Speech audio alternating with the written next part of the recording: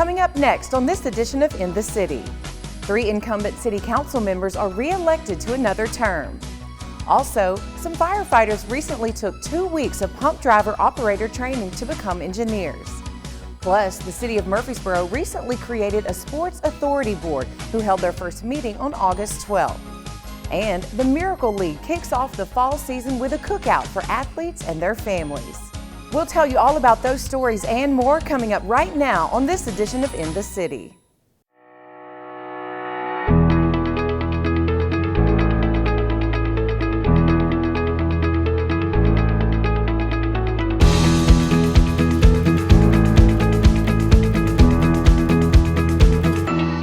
Welcome to another edition of In the City, your source for what's happening right here in the city of Murfreesboro. I'm Michael Linn White. In the recent city council election, 3 incumbents secured their seats for another 4-year term. In the recent city council elections, incumbents Sean Wright, Bill Shacklett, and Kurt Wade have secured their seats for another 4-year term. I'm really excited that the city citizens thought that the 3 incumbents were doing a good job.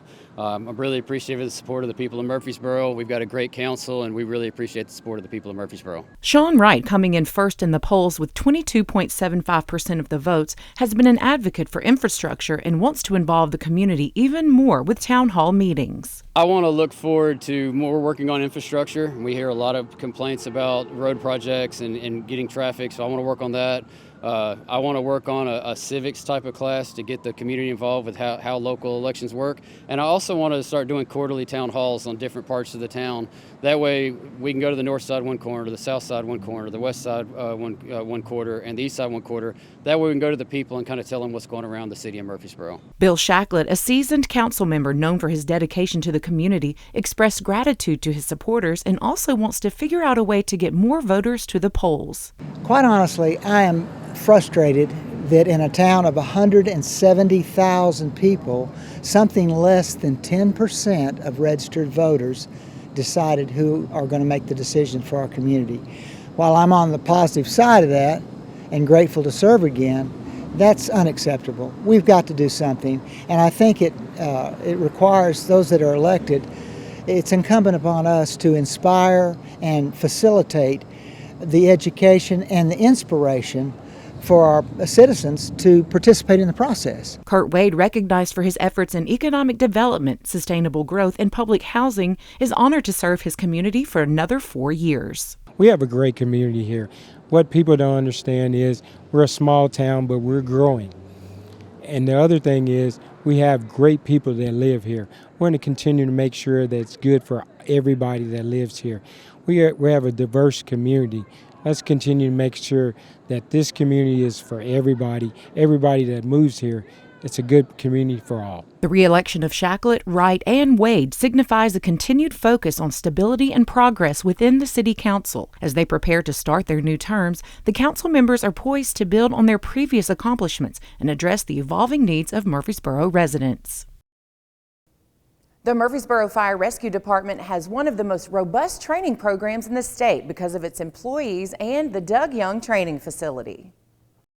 The Murfreesboro Fire Rescue Pump Driver Operator class is training for firefighters that want to become engineers. The engineers' main jobs are to drive and get everybody safe to the scene, position the fire engine correctly, and manage the water supply. Captain pulls up, so every truck's got a captain, an engineer, and your firefighters. The driver's getting there, getting it spotted, positioned correctly. The captain gets off and assesses the situation, and then try to get the water through the hose and manage that water supply. This class is for 2 weeks. The first week is in the classroom, and the next week is hands-on training. This was the last day. Our first week, we were in the classroom every single day, 8 to 5, going through the book, going through the curriculum, making sure that we knew what we were doing prior to coming out here and getting our hands on. This hands-on week's been really enjoyable. We've learned what we've taken from the book and been able to utilize it. This is the class that I've wanted to take since, I'll say, right when I became a firefighter. I had friends that were my engineers. My engineers became like my closest friends. And now that we're in this class and we're dealing with some of the best engineers at Murfreesboro and some of the best ones that I've seen in my career as well. Engineers aren't just people who are just flipping switches, turning knobs, doing that kind of thing. Your job is to figure out all the problems and fix them.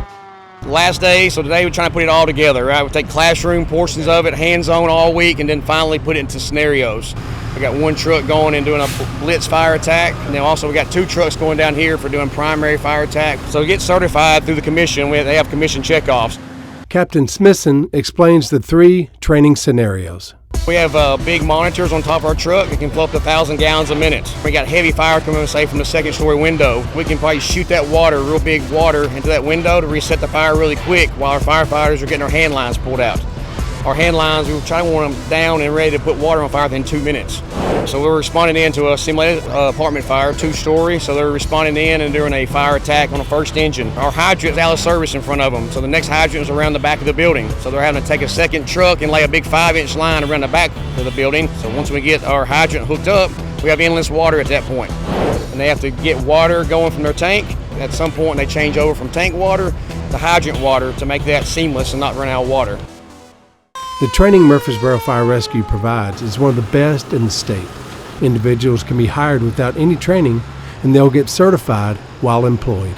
No matter who you are, where you come from, it's if you have the passion, you have the desire, and you want to be here, you want to be a firefighter, you want to serve your community, then Murfreesboro will dedicate the time to you if you dedicate the time to them. This is the place to be, for sure. Absolutely. You got top-notch training facility. I don't know of any other that's better in the state that their own city has. And all the opportunity in the world is here. I think it's been really good, sir. I've enjoyed my time here at Murfreesboro, and I look forward to a good, long, successful career with them. Maintaining the City of Murfreesboro Parks and Recreation sports facilities is expensive, but with the new Sports Authority, help is on the way. The City of Murfreesboro Sports Authority recently held their first meeting. The Tennessee General Assembly recognized that a sports authority is an independent body that can help finance and supplement income for municipal sports facilities to maintain and build them. Because sports is recognized as a huge economic benefit. It brings in money from the outside, new money into the city, and has a really substantial economic impact. We've seen that in Murfreesboro quite a bit with the youth sports that come in, both at Seagull Soccer and through TSSAA in their tournaments. The initial aspects of the Murfreesboro Sports Authority will be to supplement Parks and Recreation budget on some of our larger facilities that attract a lot of outside people coming in and create a lot of economic activity, so that those facilities can operate really on their own, self-sustain with their own income. Seagull Soccer Complex, Adams Tennis Complex as another enterprise facility, and then the golf course as well. So I think we go back to Seagull because for a variety of reasons, it's kind of a blank slate right now. We want to prove that it's a place that it can be done effectively and tastefully as well. The Seagull Soccer Complex last year entertained more than 800,000 people just out at Seagull Soccer, which is a huge number. That type of activity can benefit from sponsorships and outside income coming in to supplement the taxpayer dollars that are put into that facility and maintain it, so that it can be self-sustaining and doesn't require any tax dollars. The other aspect on financing is the Sports Authority, when it does have revenue coming in, can actually go out and seek and issue bonds and help to build new sports facilities. And then use the revenue that's created by the sports facility itself to help pay off that debt. The Murfreesboro City Council appointed 7 citizens to serve on the Sports Authority Board. We have a lot of experience that the board is bringing to the Sports Authority, so we're very happy about that. This is the organizational meeting today, so it's the first meeting. So they'll elect a chairman, they'll adopt bylaws and different policies and such as that. So that's really what the goal of today is. Parks and Recs will continue to operate. This won't be an operating board. They won't have operating responsibilities. Parks and Rec will continue to operate the facilities. Additionally, in the future, there may be third parties that come in and want to operate facilities. And so a Sports Authority can enter the public-private partnership agreements with those to kind of offset some of the costs and to bring additional economic impact into the city. The Miracle League recently hosted its annual pool party at SportsCom to kick off the fall season. The Miracle League, An organization dedicated to providing children and adults with disabilities the opportunity to play baseball officially kicked off their fall season. The league hosted a swim party and jersey pickup event at SportsCom, bringing together players, families, and volunteers for an afternoon of fun and excitement. We are out having a pool party for our special needs players. We try to do this once a year and just close the pool off and let the families come in. Sometimes it's hard for families with special needs individuals to be able to come out to the pool and feel like they're safe. And so we close off all the exits except for the one going in and out and make sure that the families can come out here, get in the pool, have a good time. This event serving as the league's season opener with dozens of Miracle League players enjoying the water at SportsCom's outdoor pool. Participants splashed around, played games, and soaked up the late summer sun. For many families, this gathering was more than just a pool day. It was a celebration of community and inclusivity. A lot of these families don't come out because they don't like the idea of possibly being stared at or misunderstood, and so it's just a good time for this community. And it's also really good for the parents and the families to come together and see that they're not the only person, they're not alone, and it's just developing those relationships and friendships. Players line up to receive their team jerseys and take pictures. We open up the concession stand and give each player and their family a free meal for the night, pass out our jerseys, and get ready for a really good season. The Miracle League's fall season will officially begin in August at the league's custom-designed field. The league provides a fully accessible playing field, ensuring that all players, regardless of ability, can participate. It's just a good time for, especially right before school. You know, everybody started that first week, and so they get to come out here, have a good family time for the night, not have to worry about making supper, and hopefully everybody will be tired and go home, go to sleep. Volunteers from the community serve as buddies, assisting players throughout the games, adding to the excitement. We will have buddies out there to help facilitate through the game, which is really important for our community because we have people come out from typical baseball teams to come out and see that it's not always easy for everybody, but we have ages ranging from 5 to 73. Their mission of making baseball accessible to everyone, regardless of physical or mental challenges, remains at the heart of all they do. For more information about the Miracle League or to get involved, visit the City of Murfreesboro's website. The Parks and Recreation Department's theater camp brings the songs of popular films to life on the stage. Kids learn basic theater knowledge such as singing, choreography, and blocking.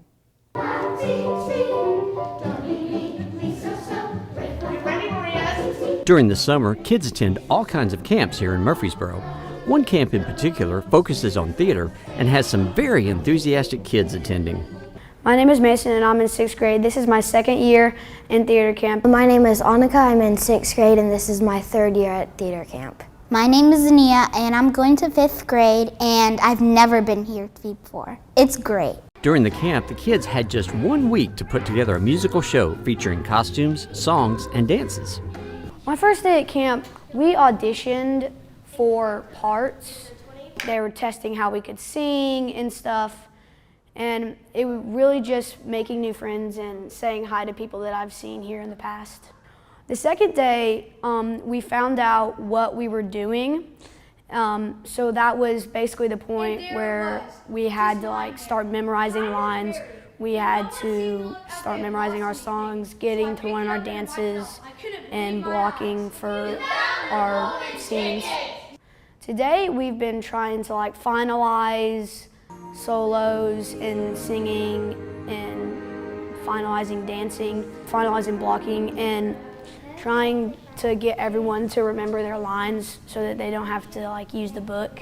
We have been working on our songs and the lyrics and soloists and working on the dances to those songs. Instead of us going into separate groups and doing our separate things at separate times, today we put it all together into this one big production, and it was just really cool to see everybody else's thing that they do and really cool to see how well it worked out for everybody to be singing and dancing together and the really good harmonies that everyone sings together. It's just really cool. While rehearsing the musical numbers, the kids improved their theater skills from singing, dancing, and following stage directions. I've learned a lot more about how putting things together really brings it together, I guess. Having just the dancing and the singing, both of those are really good separate, but together they're a lot better than they are alone. I've definitely learned how to sing a lot better than I could. I've learned how to like put a pitch in my voice to where I can sing a little bit higher, and then I've learned how to like use like your chest voice to sing lower, and it's just really helped me sing better. I've learned a lot of new dance moves, and I've really just had fun just doing everything, meeting people, singing, dancing, saying lines, interacting with people, just fun. The kids also got a visit from Performing Arts Laureate Kara Kemp, who offered advice, tips, and even rehearsed a number with them.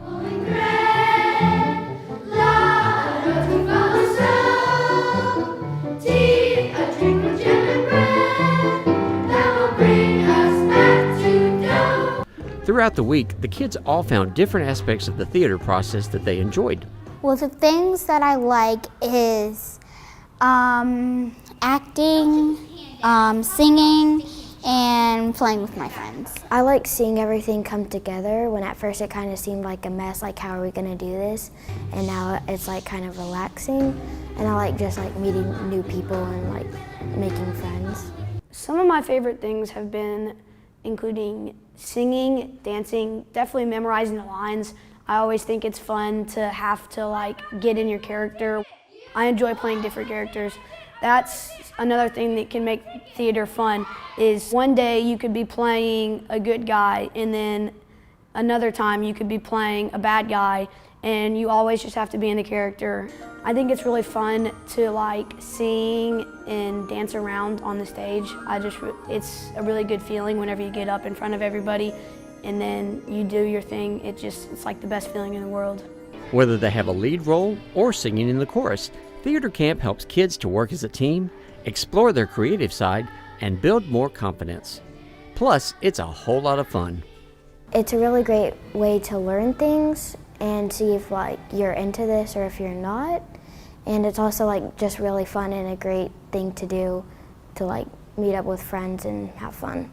It's really fun. I mean, I would definitely come back here next year.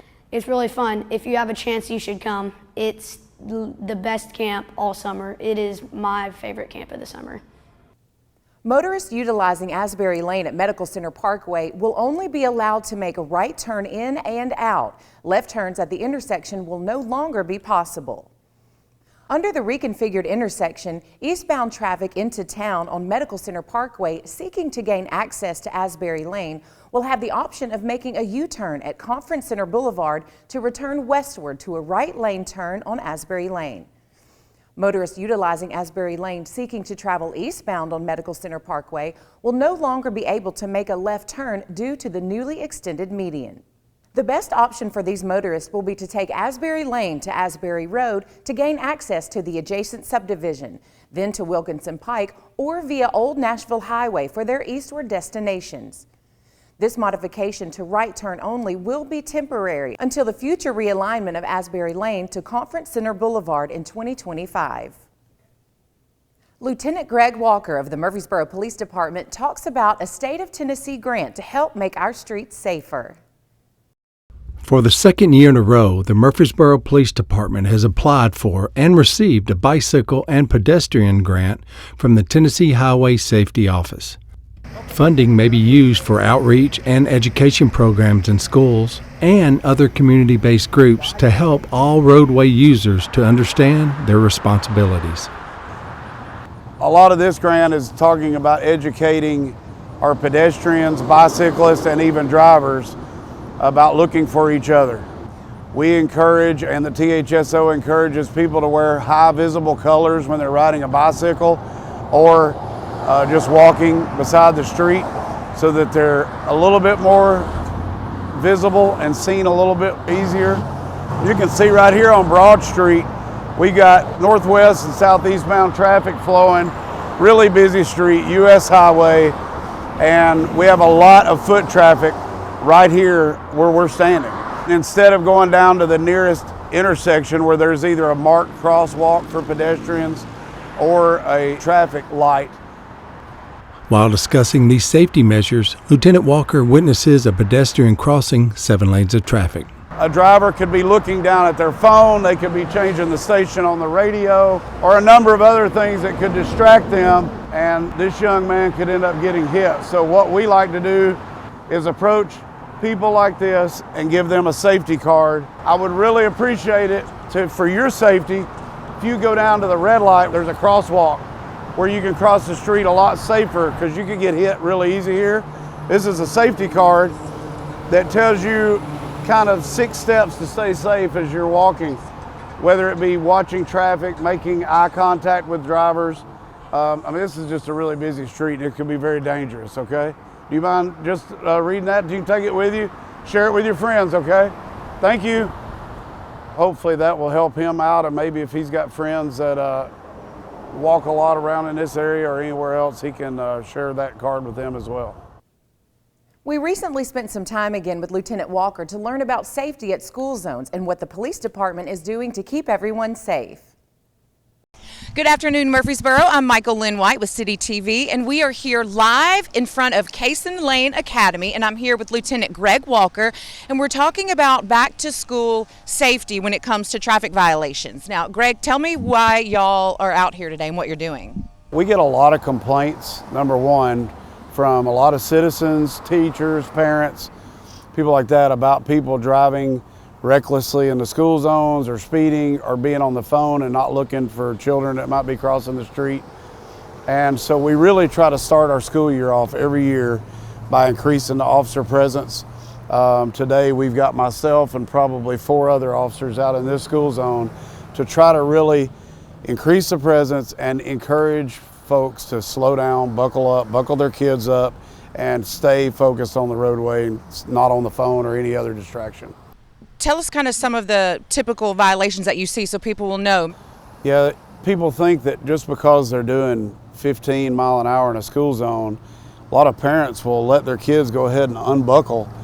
You wouldn't think 15 is that fast, but if you come to a really abrupt stop, you could easily be very seriously injured, if not worse. Yes, and again, there's kids getting out of school, people are walking home from school, so they really try to keep these areas safe and secure for the kids. We just try to start out the year on a safe note, and then we'll revisit it at all the schools several times throughout the year, just to try to let people know that we're out here just trying to keep them safe. Yes. Y'all are not out here wanting to write tickets. He told me before that we don't want to write any. That would be a great day. That would be, people always say, oh man, y'all wrote however many tickets, that was a really successful event. I'm like, no, It was an unsuccessful event. The most successful event was 30-minute school zone. If we could not find one violation, that would be awesome, because that means everybody's paying attention to the road, obeying the speed limit, watching the children, and things like that, and that would keep everybody safe.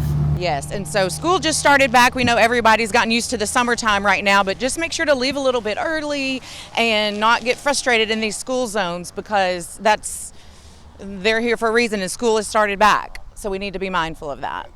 Traffic is usually pretty bad, pretty thick the first 2 weeks. But once everything kind of settles down and people are getting used to the schedule, then the more bus riders or the more walkers and stuff like that, kids riding their bikes to school, and the traffic kind of works itself out a little bit, but the first 2 weeks are usually kind of rough.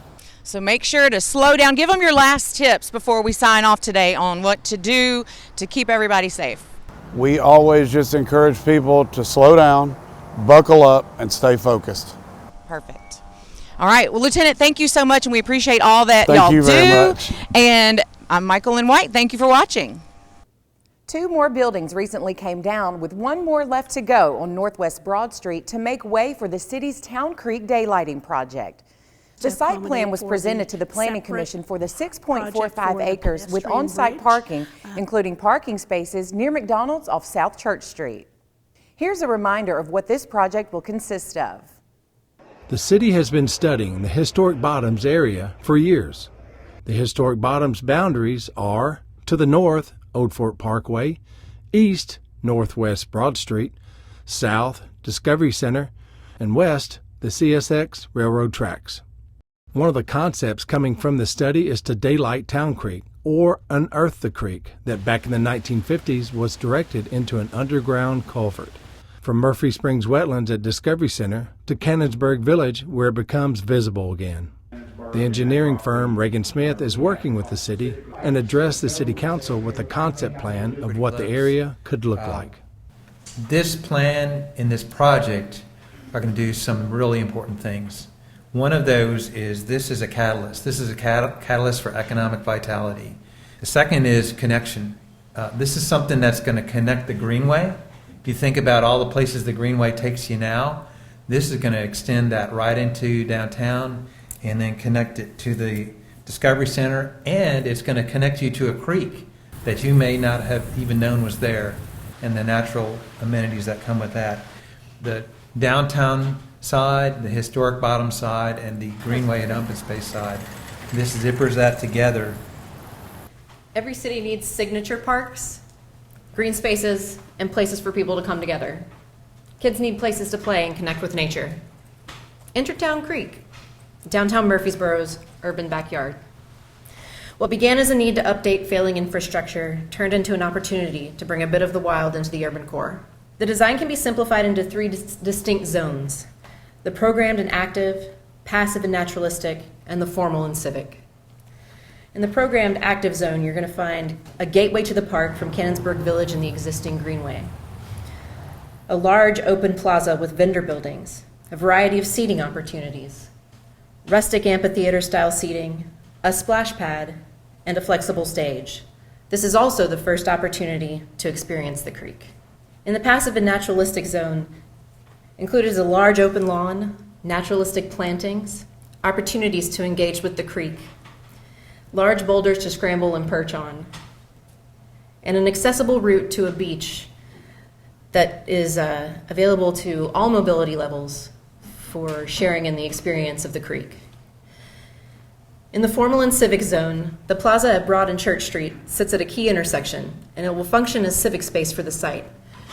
An elevated pedestrian crossing is planned for Broad and Church Streets. The hardscape plaza includes terracing, seat walls, and planting space, areas for tables and chairs, and an additional vendor building that will be a focal point of the site. I want to talk to you a bit about the circulation hierarchy and how that will work. The sidewalk along Broad Street will be widened and separated from the street by a planting strip with street trees.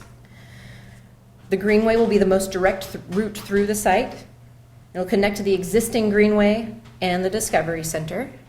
And internal to the site will be a secondary trail system that's accessible and will lead to creek-level experiences. This site has tons of potential as a new gateway and amenity and economic driver for the city. It's an escape into nature and a place where people will want to be. We're excited to partner with PAWS of Rutherford County to bring you the Pet of the Month.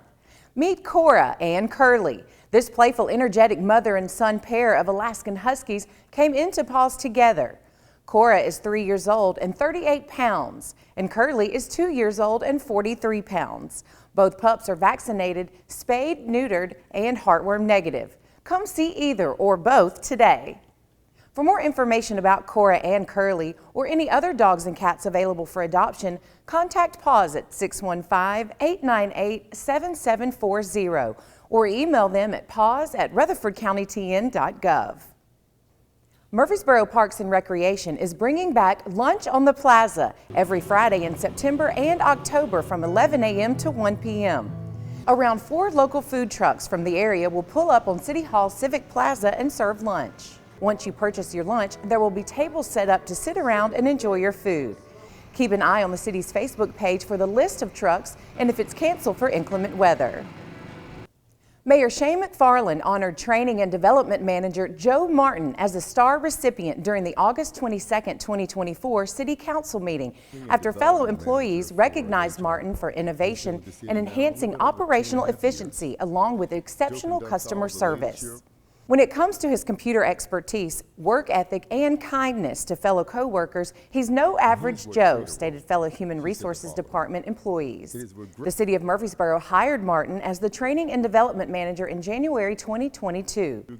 The purpose of the STARS Award is to recognize and reward those employees who go beyond their normal job duties in providing outstanding customer service to internal and external customers. Congratulations to Joe Martin for being named a star. Well, that's it for this edition of In the City. As always, for more information about the City of Murfreesboro or any of the stories you've seen here, you can always visit our website at www.murfreesborotn.gov. And if you want to see any of the stories that you've seen today or catch up on some of the latest city news, you can always visit the City of Murfreesboro's YouTube channel. I'm Michael Linn White, and until next time, we look forward to seeing you in the city.